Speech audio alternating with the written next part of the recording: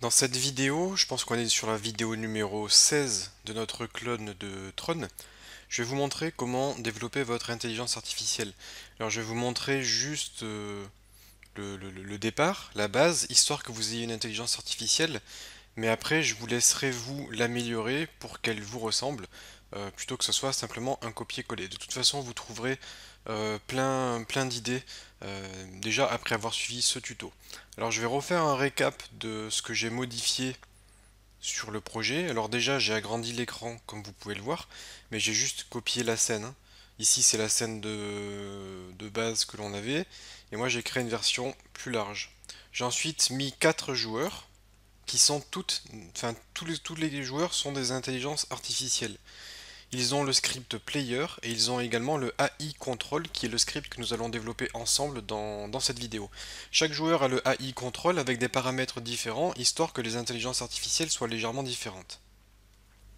Donc dans l'idée, le script AI control va simplement se contenter d'appeler des fonctions qui se trouvent dans player. C'est tout. Du coup, on va déjà juste refaire un petit tour dans le script player. Donc je vous ai déjà présenté ça il y a 2 vidéos, il me semble. Je vous ai présenté les petites modifications que j'ai faites. Première modification, c'est le vecteur dir right qui correspond à la droite du joueur. Actuellement, lorsqu'on a notre cube, notre joueur, la direction droite, c'est forcément ça. Par contre, si le joueur est en train d'aller à droite, la direction droite, ça sera ici. Ça sera sa droite. Si le joueur va à gauche, la direction droite, ça sera en haut, et ainsi de suite. Donc, je crée une variable direction droite pour indiquer la direction qui se trouve à droite du joueur. Alors, layer to give to all, je vais le supprimer parce que je crois que je ne l'utilise pas. J'ai fait des essais pendant que je testais la création de l'intelligence artificielle. J'ai fait des essais, mais pour l'instant, je vais la supprimer pour mettre le moins de variables possible, pour avoir le code le plus simple possible. Donc tout le reste du code, ça ne change pas. Le handle key, ça, c'est le même avec la gestion des boutons et la modification de la direction. On a notre fonction calculateRight qui, elle, est nouvelle. C'est la fonction qui permet de justement calculer calculer la direction droite par rapport au mouvement actuel du personnage. Donc j'utilise simplement sa direction X et Y, ce qui me permet de savoir s'il monte, s'il va à droite, s'il va à gauche ou s'il descend. Et juste avec ces 4 conditions, j'arrive à dire quelle est la droite du personnage en fonction de où il se déplace. Donc voilà, calculate right, ça va me retourner ça. Et d'ailleurs, je pense qu'on peut avoir un... Je pense qu'on peut faire une fonction public void get right dir qui elle sera uniquement appelée par notre intelligence artificielle qui fera un calculate right et d'ailleurs c'est pas void, c'est public vector 2 get right dir. Donc ça fait un calculate right et ça fait un return de dir right pour nous retourner la direction droite qui a été calculée. Ça sera pratique pour notre script d'intelligence artificielle. 2 fonctions qui sont nouvelles, c'est turn right et turn left. Alors le code qui est ici, c'est tout simplement le code qui est là, hein. Lorsque le joueur, le vrai joueur humain, je parle, hein, appuie sur la touche flèche de droite ou flèche de gauche, on fait quelque chose. Et bien ce quelque chose, je le fais ici. Je fais exactement la même chose. Je dis que la droite c'est la droite et la gauche c'est moins la droite. Donc la droite inversée ça fait gauche. Et je fais un create wall. Donc ça fait exactement la même chose. Sauf que juste avant je calcule la direction droite pour, eh bien pour prendre la bonne direction. Et du coup comme j'ai créé une fonction ici, getDirRight, je peux la mettre ici. Au moins, ça me permet d'avoir un code un tout petit peu plus propre en une ligne de moins. Donc, ces deux fonctions turn right et turn left seront appelées par notre intelligence artificielle, et c'est ces fonctions-là que l'intelligence artificielle pourra utiliser pour faire tourner le personnage. Pour le moment, je n'ai pas prévu de faire en sorte que l'intelligence artificielle puisse activer le boost, mais c'est extrêmement facile à faire. Vous serez tout à fait en mesure de le faire tout seul après avoir suivi cette vidéo, parce que ça sera exactement le même principe que pour appeler turn left ou turn right. Donc je vous invite à mettre ça en place si vous voulez que l'intelligence artificielle puisse également tirer parti du boost. Une chose qui change également, c'est que si on a un mur, si on a créé notre premier mur, on va donner le layer à notre mur. Alors ça, je vous l'avais expliqué. Par défaut, le mur, je l'ai mis dans le layer player. Par défaut, le mur est en player. Pourquoi? Parce que le layer player est ignoré par les raycast. Je vais y revenir. Mais un mur, c'est pas un joueur. Un mur, c'est un mur. Donc une fois que le mur a été créé et qu'il n'est plus derrière moi, le layer du mur devient mur. Enfin plutôt wall en anglais. Donc au moment où le mur a été créé et puis est définitivement créé, je modifie son layer pour que les raycasts soient pris en compte. Donc voilà au niveau de cette modification, et je pense qu'on est bon. Je vais retourner dans mon script AI Control qui est le script que nous allons créer ensemble. Il y a deux vidéos de cela, je vous ai présenté un petit peu la logique qui est ici. Et cette logique, on va l'implémenter ensemble. Donc, j'ai laissé ce que je vous avais présenté, c'est-à-dire que j'ai créé une variable playerP qui est le script de player qui est là, qui va nous permettre d'accéder au script. Le layer mask ici, c'est tout simplement le layer que nos raycasts vont ignorer, donc on va ignorer le layer player.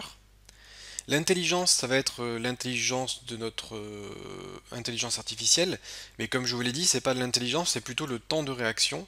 Au plus ce temps de réaction sera petit, au plus l'IA sera réactive, donc une valeur plus petite rend l'IA plus forte. En tout cas, soi-disant. Parce que d'après mes tests, la valeur la plus petite n'est pas forcément celle qui l'emporte sur la durée. Je vous ai présenté dans la vidéo précédente mes tests AB, où j'ai lancé 500 parties, et l'intelligence la plus forte n'est pas celle avec la plus petite valeur. Mais bref, disons que c'est comme ça que je l'appelle. Et j'ai mis un range ici de façon à ce que j'ai un slider dans l'inspector avec cette valeur minimale et cette valeur maximale. Le random max, c'est une autre valeur. Je vous avais demandé de mettre un petit peu d'aléatoire dans votre intelligence artificielle. C'est une valeur qui va définir un pourcentage de chance qu'une valeur aléatoire soit utilisée. Dans la fonction start, je récupère le player, donc ça c'est normal puisque j'ai besoin d'accéder au script player pour appeler les fonctions turn left et turn right. Et je fais un invoke repeating pour appeler la fonction take decision toutes les x secondes, x étant la valeur que j'aurais définie dans intelligence. Si c'est 1, ça appellera toutes les secondes, si c'est 0,1, ça appellera 10 fois par seconde. Donc takeDecision, c'est une fonction qui sera appelée en boucle. Dans takeDecision, j'ai besoin d'avoir les trois directions pour mes raycasts. Donc, CTRL N, hop, j'ai mon personnage ici. J'ai un mur, disons, là, et j'ai un mur là. Imaginons. D'ailleurs, je peux même dire que j'ai un mur plutôt là. J'ai besoin d'envoyer des raycasts. Les raycasts, ce sont des rayons qui partent d'un point tout droit. J'ai également créé droite, ça part à l'infini, et j'ai créé gauche. Ces raycasts, alors déjà, démarrent à l'intérieur du personnage, sachant que le personnage a un collideur ici. Le raycast rentre en collision avec nous-mêmes, c'est pour ça que là, ce collideur est appelé player, parce que j'ignore ce collideur. Et également, lorsqu'on crée un mur, qui est créé derrière nous comme ça, le mur est également en collision avec nous-mêmes, c'est pour ça que je l'ai mis dans le layer player, pour dire à mon raycast d'ignorer. Ensuite, une fois que le mur est créé, il a le layer wall. Et là, les raycasts sont pris en compte. Dans notre intelligence artificielle, on va dire que si le raycast touche un mur, ce qui est le cas ici, on doit tourner. Alors, moi, ce que je vais faire, c'est que je vais calculer la distance ici, et la distance ici. Et si je vois qu'à gauche, il y a beaucoup plus de distance qu'à droite, eh bien je vais décider de tourner à gauche. Ensuite, si on voit que j'ai un mur ici et que j'ai un mur là, même si j'ai un mur ici qui est assez près, je vais continuer tout droit, jusqu'à ce qu'il y ait une urgence absolue et que je dois quand même tourner, et à ce moment-là, je ferai un virage d'urgence, ou alors je perdrai, puisque de toute façon, il faut bien que l'intelligence artificielle perde. Donc j'ai mes trois recastes, vers l'avant, vers la droite et vers la gauche. Et j'ai le vecteur de dir qui est la direction de la droite par rapport à en face du joueur, par rapport à la direction dans laquelle il va. Alors là, je vais directement renseigner cette valeur.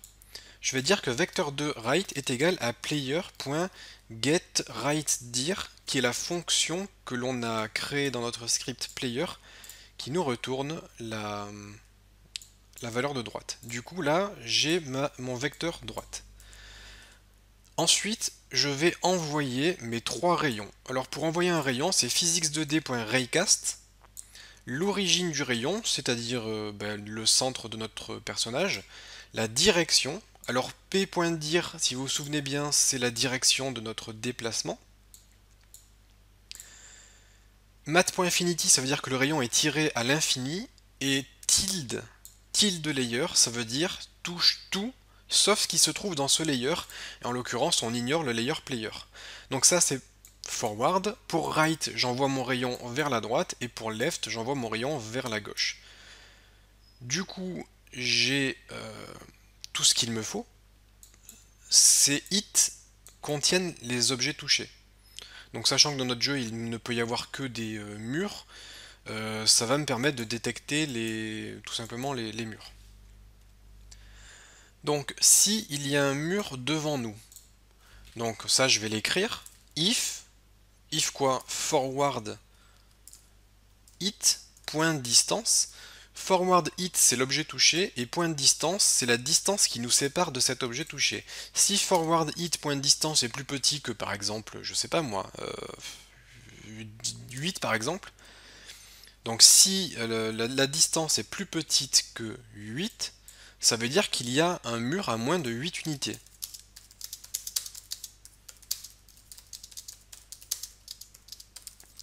Alors, cette valeur-là, je la prends un petit peu au hasard. Ça, c'est d'après mes tests sur notre jeu, ça dépendra de chacun, mais d'après mes tests, ça donne une distance assez petite pour... Enfin, assez petite, mais suffisamment grande pour pas que le personnage aille jusqu'à être au bord du mur. Il va tourner un petit peu plus tôt, ce qui laisse un petit peu de marge pour pouvoir prendre une autre décision si jamais on se rend compte qu'il y a un autre mur à gauche ou à droite. Bon, là vous pouvez mettre ce que vous voulez, et vous pouvez même mettre une valeur aléatoire comprise entre 6 et 10 par exemple. À vous de voir. Moi ce que je vais faire, c'est que s'il y a un mur à moins de 8 unités, je vais prendre une décision. Alors, je vais mettre mon accolade ici, et en fait, ici, je vous avais mis déjà un commentaire. S'il y a un mur devant nous, on tourne dans la direction où il y a le plus d'espace.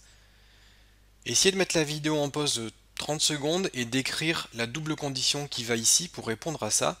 Ce qu'il faut faire, c'est un if ou un double if, ou peu importe, pour savoir s'il y a plus de distance à gauche ou à droite. Entraînez-vous, et dès que c'est fait, reprenez la vidéo, et je vous donne la solution immédiatement. If, je vais prendre left hit point distance est plus grand que right hit point distance. Donc ça veut dire si il y a plus de distance à gauche que à droite. Et je vais faire un else.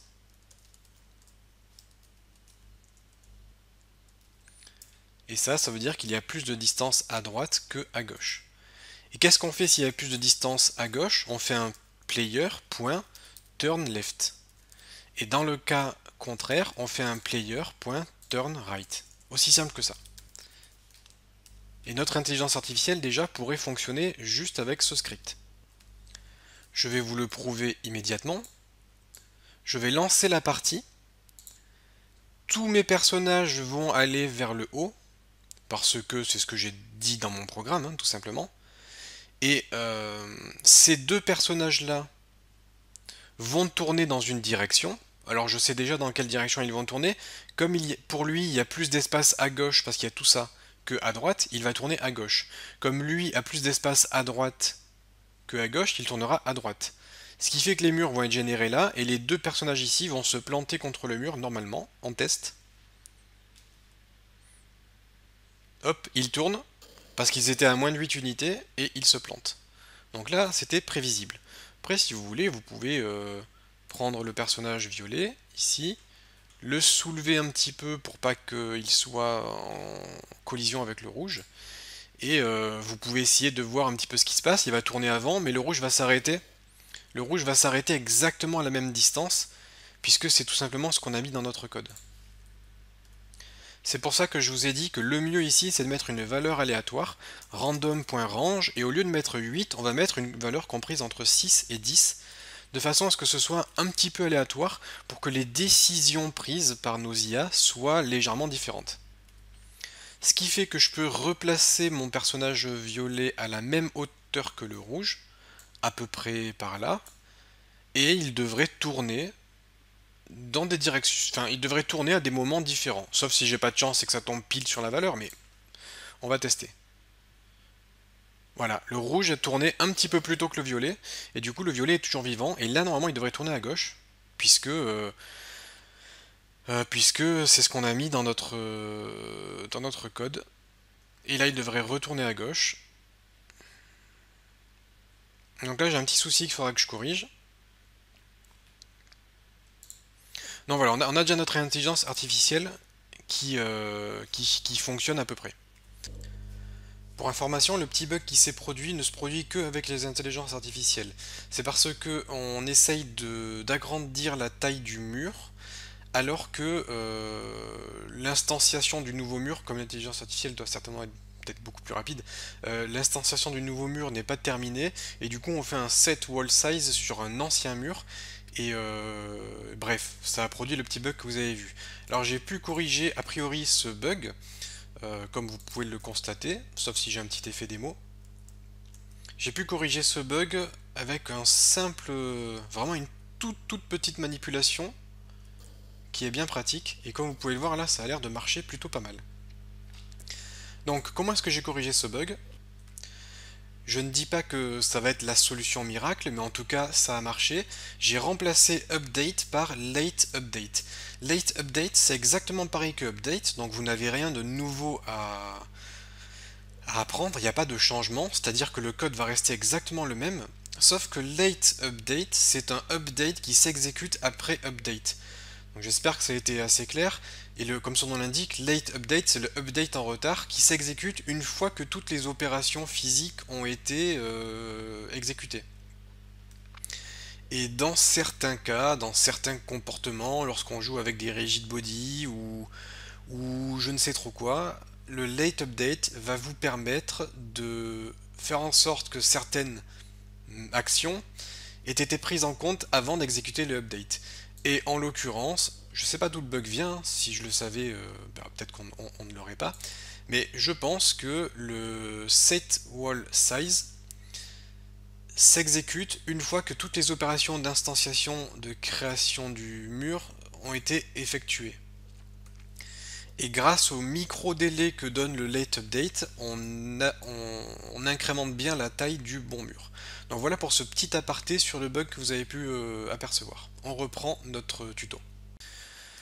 Donc on va laisser une petite valeur aléatoire, ce qui permettra bah, de tourner à des moments un petit peu différents.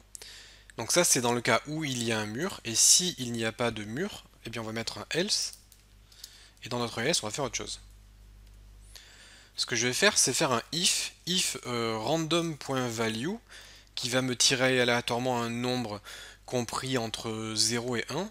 Si random.value est, disons, plus petit que random.range, .1f, virgule, et là qu'est-ce que j'avais mis? Random max, qui est égal à 0,3. Si la valeur tirée ici est plus petite que la valeur spécifiée là, donc actuellement ça se déclenchera dans entre 10 et 30% des cas. D'ailleurs c'est ce que j'ai mis ici. Donc entre 10 et 30% des cas, l'IA va décider de tourner même si il n'y a pas de raison de tourner. Alors d'ailleurs tout ça, hop, je vais le mettre là-dedans. Je vais juste faire un if left it x.distance est plus grand que par exemple 8, ce que j'avais mis à la base. Player.turnLeft. On peut faire un else if tout ça, sauf que là je vais tester write it. Si à droite il y a de l'espace, on va faire un player.turnRight. J'ai pas besoin de mettre de valeur aléatoire ici, enfin je pourrais, hein, c'est mieux, mais j'en ai pas besoin parce que là c'est vraiment une décision qui est déjà aléatoire en soi. Donc les IA prendront des décisions aléatoires quoi qu'il arrive. Et en tout cas, même si l'IA prend la décision de tourner, elle ne tournera que s'il y a de l'espace. D'ailleurs, je peux peut-être réduire un petit peu cette distance, histoire qu'elle puisse tourner plus souvent. Mais dans le cas contraire, on ne fait rien. Donc voilà pour notre intelligence artificielle, c'est déjà terminé et c'est tout ce que j'allais vous montrer dans cette vidéo.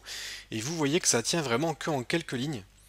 En très peu de lignes, on a quelque chose qui tient la route. Vous verrez déjà que votre intelligence artificielle est assez coriace puisqu'elle va prendre la décision de tourner s'il y a quelque chose devant elle. Elle va tourner aléatoirement, ce qui mettra de l'aléatoire dans votre jeu et ce qui pourra surprendre le joueur. Le joueur pourra être emmené à percuter le mur d'une intelligence artificielle parce qu'elle aura tourné sans qu'on s'y attende. Et là, ça sera déjà pas mal. Après, moi, ce que je vous conseille de faire, c'est une fonction void urgence. Je n'ai pas trop d'idées, donc on va mettre void urgence. Et ça, vous allez l'appeler toutes les... Donc on va faire un invoke repeating de urgence. Et vous allez pouvoir l'appeler de... Vous allez pouvoir l'appeler toutes les intelligences divisées par 3 par exemple. Ça donnera une toute petite valeur. Et vous pouvez faire un if.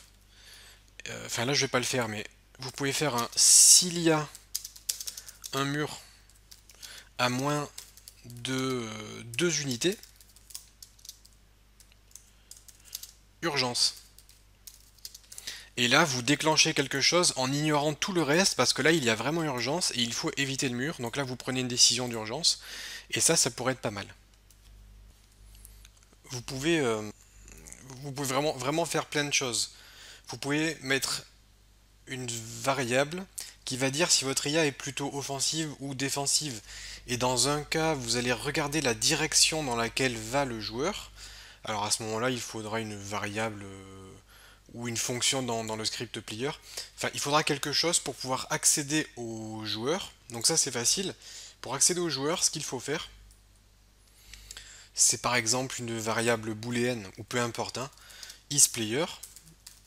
Et si vous avez ça, vous pouvez accéder au script player du joueur en faisant par exemple un GameObject.findObjectOfType player pour récupérer tous les joueurs.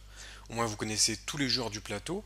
Et vous pouvez ensuite faire une boucle if p.isPlayer. Donc si c'est le joueur humain, à ce moment-là vous savez qui est le joueur humain. Et donc je disais, vous pouvez faire une intelligence artificielle plus ou moins offensive. Dans un cas, elle va vouloir attaquer le joueur. À ce moment-là, il faudra récupérer la direction du joueur et vous essayez d'aller dans sa direction. Donc s'il va à droite, vous allez à droite. Et vous calculez par rapport à la position en X. Je vais faire un dessin.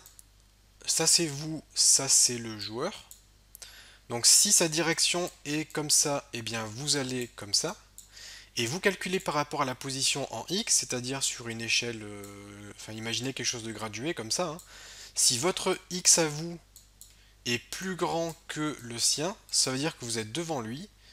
Et à ce moment-là, pourquoi pas, si son Y est plus petit que le vôtre, eh bien lui couper la route.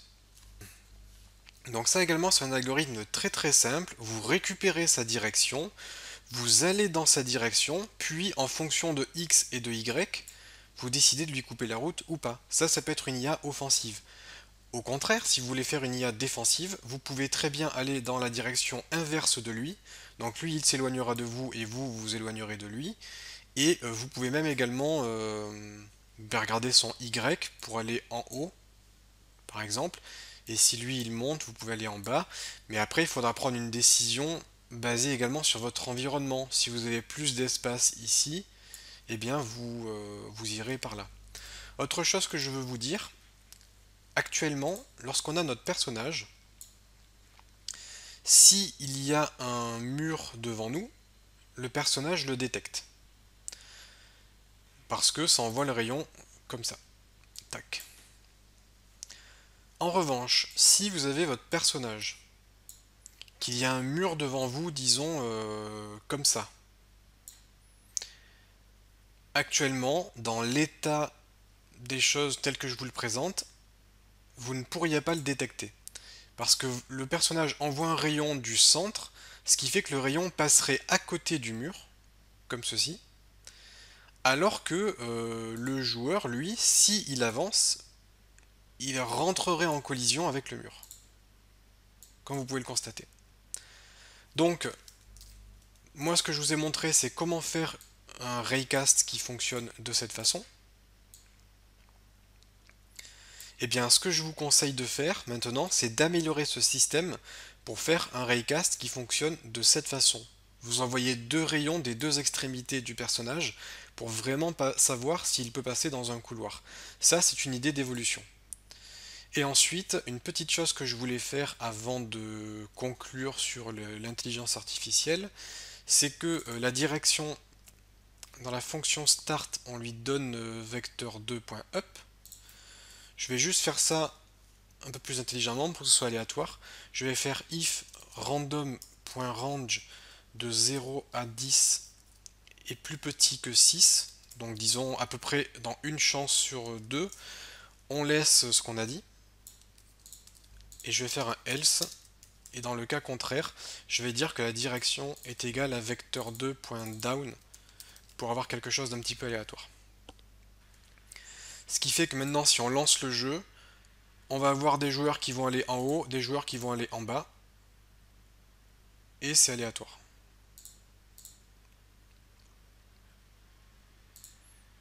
Comme vous pouvez le constater, à chaque fois ça change, ce qui permet de vraiment rendre le truc aléatoire. Donc voilà pour cette petite présentation de la création d'un script d'intelligence artificielle. Comme vous pouvez le voir, c'est assez simple à mettre en place, en fait c'est logique, hein. Il suffit juste d'envoyer des rayons pour savoir dans quelle direction on peut aller, disons, en sécurité, même si on ne peut pas trop savoir. Et en quelques lignes de code, on arrive à tourner et à prendre la décision la plus logique. Pour faire varier votre intelligence artificielle, vous ferez varier le take decision. Comme ça, votre intelligence artificielle prendra plus ou moins de décisions à la seconde. Si vous avez une intelligence artificielle qui a une valeur de 1, elle prendra une décision par seconde. C'est-à-dire que si elle met une seconde à faire, par exemple, 8 unités, ou plutôt non, si elle fait 8 unités par seconde en déplacement, et qu'il y a un mur à 6 unités de elle, eh bien elle se prendra le mur, parce qu'elle ne prend pas assez de décisions par seconde. Contrairement à une intelligence qui prendrait 10 décisions par seconde, elle aurait largement le temps de voir qu'il y a un mur et d'ajuster son comportement en adéquation avec ça. Donc voilà comment vous allez pouvoir faire varier l'intelligence de vos monstres autonomes. Et encore une fois, retournez dans la vidéo précédente dans laquelle j'explique comment faire du A/B testing, ce qui vous permettra de sélectionner l'intelligence artificielle la plus forte que vous avez réussi à mettre en place.